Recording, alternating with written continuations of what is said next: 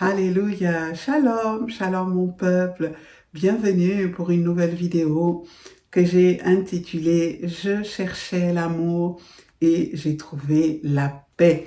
Alors, on va tout de suite savoir de quoi il retourne puisque cette vidéo s'adresse aux femmes.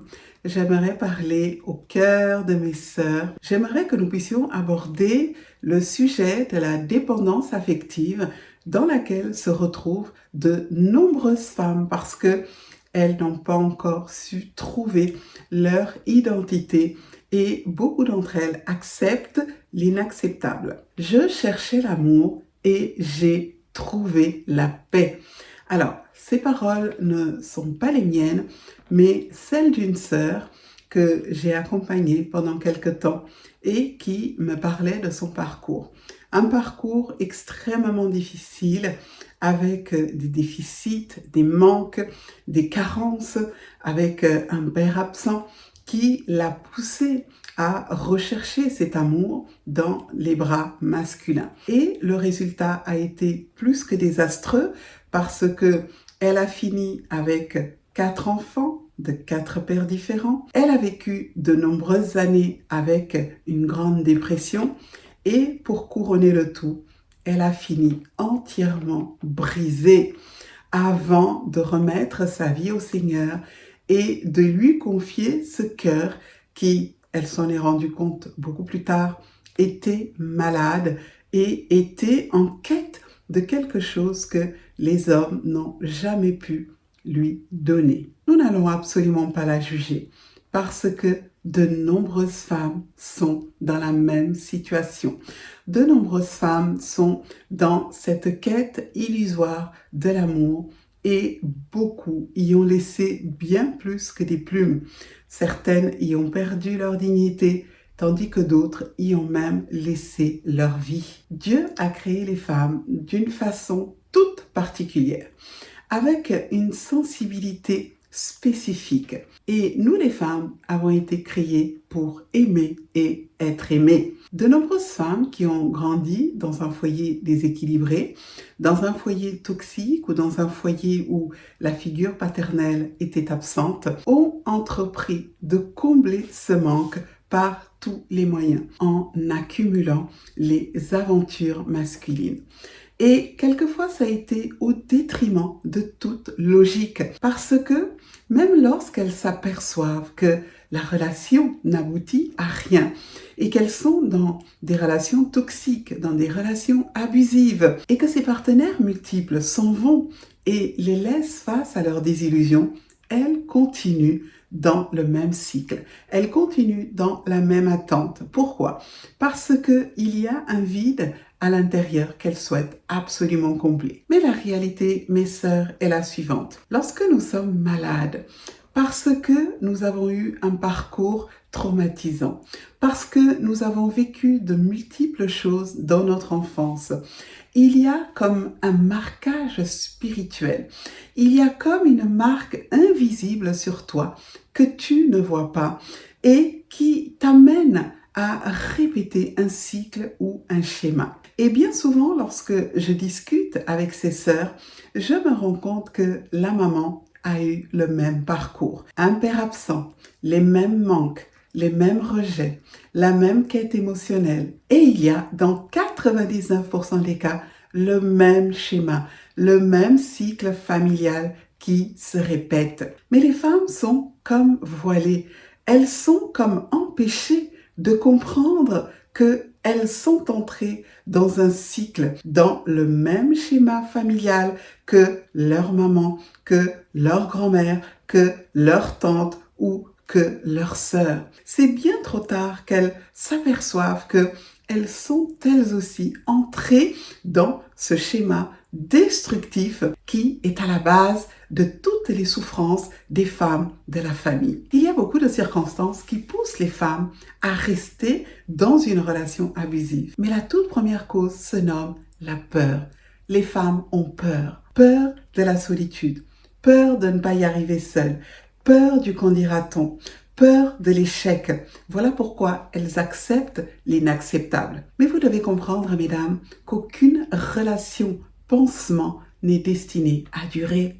Et que lorsqu'en face, vous avez quelqu'un qui sait que vous avez peur, qui sait que vous ne vous connaissez pas, qui sait que vous n'avez pas encore découvert votre identité. Lorsque vous avez un homme qui sait que vous avez fait de lui votre alpha et votre oméga et qui sait que vous avez accepté d'être esclave par amour, il va resserrer davantage vos chaînes et il va faire de vous sa proie, ni plus ni moins. Dans la Bible, nous avons l'histoire d'une femme admirable qui est passée de la dépendance émotionnelle à une paix parfaite en Dieu. Et cette femme, c'est Léa. Allez lire l'histoire de Léa. Vous serez émerveillés de la façon dont Dieu transforme le cœur d'une femme qui a souffert de rejet. Parce que oui, Léa a souffert du rejet. D'abord, le rejet paternel, puisque son père Laban, qui était un fin calculateur, l'a utilisé à ses fins en la mariant de force à Jacob. Et ensuite, le rejet amoureux, puisque Jacob était amoureux de sa sœur Rachel et non d'elle, Léa. Nous pouvons lire dans Genèse 29 au verset 31, « L'Éternel vit que Léa n'était pas aimée, et il la rendit féconde, tandis que Rachel était stérile. Léa devint enceinte et enfanta un fils à qui elle donna le nom de Ruben, car elle dit, « L'Éternel a vu mon humiliation, et maintenant mon mari m'aimera. » Elle devint encore enceinte et enfanta un fils, et elle dit, « L'Éternel a entendu que je n'étais pas aimée, et il m'a aussi accordé celui-ci. » Et elle lui donna le nom de Siméon. Elle devint encore enceinte et enfanta un fils, et dit, « Pour cette fois, mon mari s'attachera à moi, car je lui ai enfanté 3 fils. » C'est pourquoi on lui donna le nom de Lévi. Elle devint encore enceinte et enfanta un fils, et elle dit, « Cette fois, je louerai l'Éternel. » C'est pourquoi elle lui donna le nom de Juda. Bien-aimé, quelle histoire touchante que celle de notre sœur Léa. Quelle histoire magnifique et riche en leçons. Dès le début de son mariage, Léa a fait face au désintérêt de son époux, ainsi qu'à la colère de sa sœur. Et la Bible dit que l'Éternel vit que Léa n'était pas aimée et il la rendit féconde.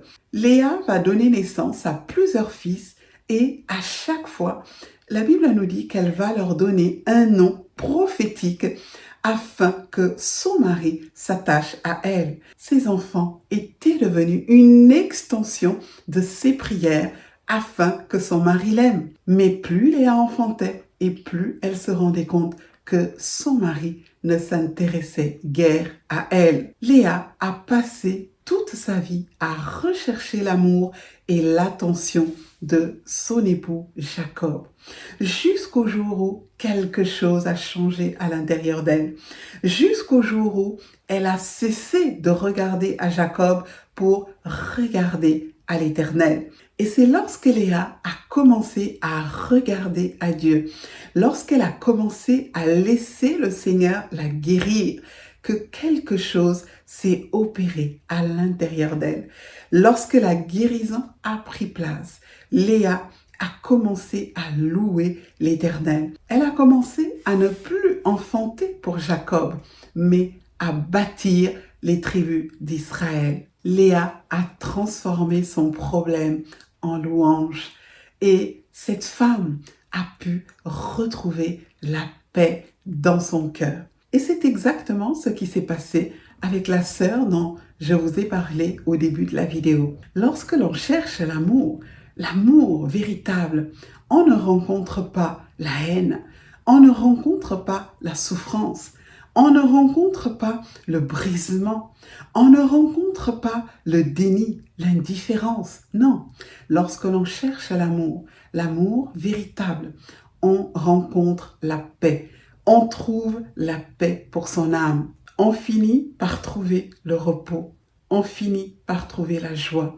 Et Léa a trouvé le repos. Elle a trouvé la paix. Elle a cessé de se torturer pour un homme qui ne l'aimait pas.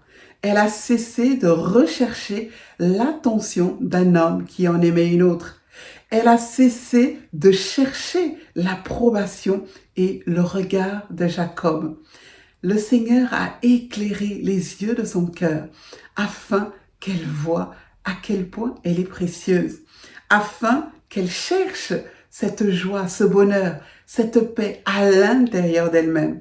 Et Léa a été comblée. J'invite chacune d'entre nous, et particulièrement les femmes qui se retrouvent dans l'histoire que je vous ai racontée au début de la vidéo, à changer de focus, à changer de perspective et à regarder au-delà de l'amour des hommes, l'amour de celui qui est parfait, de celui qui ne déçoit pas. Voilà pourquoi j'invite chacune d'entre nous à tomber amoureuse de Jésus, à tomber amoureuse de ce prince qui est le prince de la paix, qui est fidèle, qui apporte la joie, la bénédiction et non la destruction. Vous savez, les mêmes problèmes viennent des mêmes causes et produisent les mêmes effets. Quand on est marqué spirituellement, on attire les mêmes problèmes. Quand on a connu de multiples partenaires et qu'on a connu de multiples échecs amoureux, à un moment donné, la solution, c'est de ne pas faire la politique de l'autruche, mais de s'arrêter, de réfléchir, de se dire mais qu'est-ce qui ne va pas? Pourquoi est-ce que je confronte toujours les mêmes problèmes? Pourquoi est-ce que j'attire toujours les mêmes types d'hommes qui arrivent dans ma vie, me séduisent, me font de belles promesses et ensuite m'abandonnent? Mes sœurs, à un moment donné, il ne faut plus continuer. Quel que soit le manque que tu as dans ton cœur, quel que soit ton besoin et ton désir d'être aimé. Parce que oui, Dieu nous a créés, nous les femmes, pour aimer et être aimées. Et c'est un besoin légitime que l'amour. C'est quelque chose de divin, c'est Dieu qui a créé l'amour. Mais lorsque ça ne marche pas, lorsque ça ne fonctionne pas, il ne faut pas continuer. Il faut demander à Dieu de nous arrêter, de nous déprogrammer, de nous reprogrammer, de sorte que nous puissions changer de perspective, changer notre quête et manifester plus de sagesse. Il y a un niveau d'amour, un niveau de satisfaction, un niveau de bonheur qu'aucun homme ne peut vous donner. Parce que pour qu'un homme arrive à réellement combler une femme, il faut qu'il soit rempli du Saint-Esprit. Parce que, au final, de nombreuses femmes qui avaient fait de la quête de l'amour leur Graal se sont rendues compte que ce qu'elles recherchaient en réalité, c'était tout simplement la paix. Que Dieu vous bénisse et je vous dis à très bientôt. Shalom.